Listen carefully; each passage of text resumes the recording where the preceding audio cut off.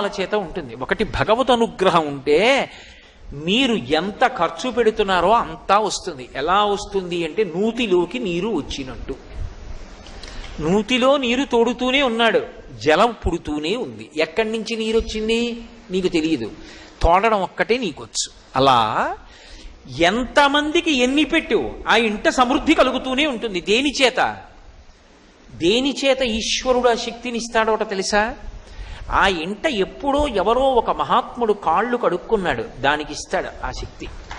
కాళ్ళు కడగడం అన్న మాట అర్థం ఏంటో తెలుసా? అందుకే ఒక మాట అడుగుతారు, మీ ఇంట పెద్దలు ఎవరైనా కాళ్ళు కడిగారా అంటారు. పెద్దలు కాళ్ళు కడుగుతా అన్న మాటకు అర్థం ఏంటంటే బురదంటుకుందని కడుక్కోవడం కాదు.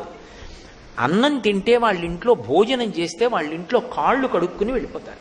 అసలు ఎప్పుడు భోజనం చేసినా కాళ్ళు కడుక్కోవాలి. కాళ్ళు కడుక్కుని వెళ్ళిపోయారనుకోండి, అలా తనని నమ్ముకున్నటువంటి పరమభాగం